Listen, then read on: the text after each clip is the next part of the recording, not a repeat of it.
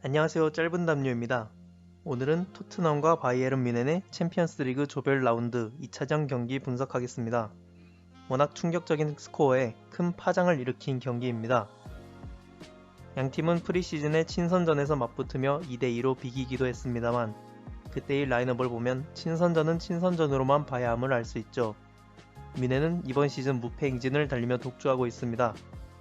그러면 이번 경기 양팀 라인업부터 살펴보겠습니다.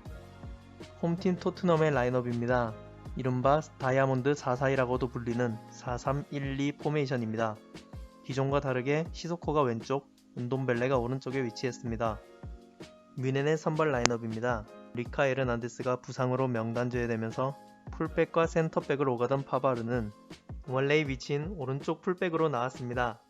그러면서 킴미히가 수비형 미드필더로 출전했고 쿠티뉴는 뮌헨 이적 후에 2선 중앙에 위치하면서 바르샤이 쿠티뉴와는 완전히 다른 사람이 되었습니다.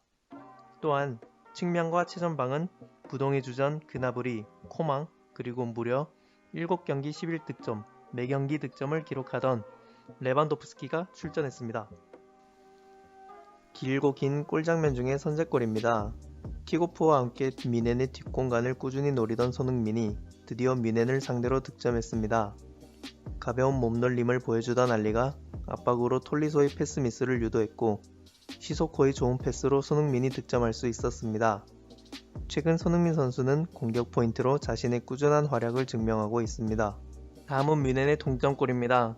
볼이 뒤로 흘렀을 때 뮌헨의 3선 자원들이 올라오는 동안 시소코가 이를 마크해주지 않은 것이 결국 실점으로 이어졌다고 봅니다. 물론 킴미의 슈팅이 너무나도 아름다운 궤적을 그리며 들어갔기 때문에 시소코가 무기력하게 볼을 내어준 것만의 문제는 아닙니다. 전반 종료 직전 뮌헨이 추가골을 터뜨립니다. 찰나의 집중력을 발휘한 레반도프스키가 문전 혼전 상황을 만들어냈고 그 가운데 빠르게 볼을 따내며 예술같은 터닝으로 마무리했습니다. 그 뒤로는 토트넘이 2분 만에 연달아 실점합니다. 레프트백으로 옮겨온 파바르가 그나브리와 2대1 패스를 주고받으며 그나브리에게 돌파 공간을 만들어줍니다. 전반전에는 토트넘의 3미들 체제가 공수 전환 시에 빠르게 오가며 커버를 해줬지만 실전 장면에서는 그나브리의 돌파 구간을 적절히 커버해주지 못하며 실점했습니다. 바로 이어서 다음 실점 보시겠습니다.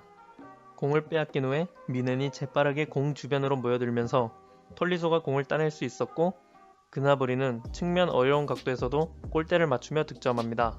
3골 차로 벌어진 상황에서도 토트넘은 최전방에서 압박을 가했습니다. 결국 측면에서 파울을 얻어내고 이 프리킥에서 코망이 수비 시에 발을 높게 들며 PK를 허용합니다. 케인이 PK의 고수답게 노이어와 시선을 끝까지 마주치지 않고 득점에 성공했습니다. 경기 막판에 3골이 한 번에 터졌습니다. 후방에서의 압박을 빠져나온 뮌헨이 천천히 볼을 돌리다가 티아고의 롱패스로 전방까지 연결합니다. 토트넘은 순식간에 그나브리의 1대1 찬스를 허용합니다. 그나브리는 좋은 퍼스트 터치를 보여주면서 해트트릭을 기록합니다. 몸도 마음도 지친 토트넘이 공을 쉽게 뺏기고 이선의 쿠티뉴를 마크하지 못합니다. 레반도프스키는 마치 패스하듯 골대로 밀어넣습니다. 드디어 마지막 골 장면입니다. 중원에서 볼을 뺏은 후 톨리소가 한 번에 그나브리에게 연결하는데요. 베르통원이 레반도프스키를 의식한 나머지 로즈와의 간격 유지에 실패하며 그나브리에게 실점을 내줍니다. 자, 그러면 토트넘 팬들에게 희망을 심어주었던 전반전을 보시겠습니다.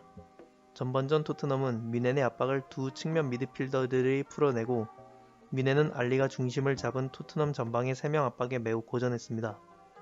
뮌헨은 리그에서도 3명이 압박에 올 때 유독 힘들어했습니다. 따라서 토트넘은 기회를 잡을 수 있었는데요. 이때 마무리 역할은 손흥민이었습니다.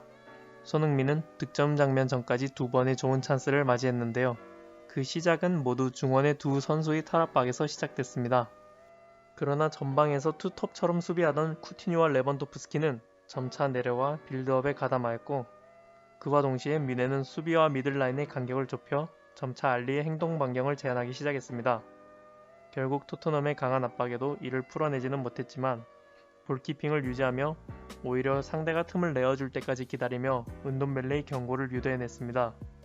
이 경고 장면에서 가장 위험했던 것은 3미들이 수비와 간격 유지를 하지 못하면 쿠티뉴에게 좋은 기회를 내어준다는 것입니다.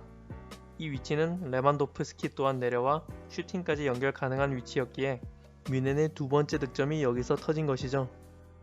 뮌헨은 후반 시작과 함께 선수 교체를 통해 포메이션을 바꿨습니다. 왼쪽 풀백 알라바를 티아고와 교체하며 파바르가 왼쪽으로 가고 킴미히가 오른쪽으로 내려왔습니다. 토트넘은 볼을 빼앗으면 한 번에 바로 연결하는 패턴을 적절히 활용할 필요가 있었습니다. 그러나 토트넘이 손흥민을 내리면서 파바르가 압박을 받지 않고 자유롭게 올라올 수 있었죠. 그 후 이어진 실점부터는 중원 주도권을 완전히 내준 상황에서 발생했으며 토트넘은 변화가 필요해 보였습니다. 결국 포체티노는 은돔벨레와 에릭센을 교체하며 시소코를 내립니다. 그러나 문제는 시소코가 지난 시즌에 보여줬던 수비 장악력만큼을 올 시즌에 보여주지 못하고 있는 겁니다. 뮌헨이 워낙 조직적으로 압박하는 팀이기 때문에 역습 시에 1차 저지를 하기 쉽지 않고 그 후의 상황에서는 이선을 마크하기 위해 따라가기에는 너무 늦은 상황이 연출됩니다. 이 상황에서도 토트넘은 압박을 놓지 않는 판단을 합니다. 그러나 손흥민의 위치가 낮아 측면으로 가는 패스를 저지하는 것이 늦었고 뮌헨은 쉽게 압박을 빠져나올 수 있었습니다. 그 후에 양팀은 모두 교체 자원을 가동하는데요. 토트넘의 마지막 교체 카드는 라멜라였습니다. 하지만 3골을 연달아 내주며 무너지고 맙니다. 그나브리는 이전까지 15개의 슈팅 중에 단 한 차례의 득점에만 성공했습니다. 그러나 이번 경기에서는 5개의 슈팅이 4골로 이어졌습니다. 그나브리는 비록 후에 아스날에서 방출당했지만 아스날 유스에서 프로 데뷔를 한 선수입니다. 따라서 북런던 라이벌에 대한 각오가 4골의 원동력일 수 있었죠. 이것은 그나브리 선수의 SNS 게시글에서 볼 수 있었습니다. North London is red, 즉 북런던은 빨간색이다 라는 뜻인데요. 비록 뮌헨이 빨간색이지만 북런던을 빨간색으로 물들이며 아스날 출신임을 잊지 않았음을 드러냈습니다. 토트넘은 레스터 시티전 패배에 이어 4부 리그 팀과의 무승부 후에 승부차기에서 패배, 사우스햄튼을 상대로는 승리했지만 요리스의 실책과 오리의 퇴장으로 어쩌면 이번 악몽의 예고편을 찍어오고 있었습니다. 토트넘이 빨리 부진해서 헤어나오길 바라면서 오늘 분석 여기까지 하겠습니다. 시청해주셔서 감사합니다.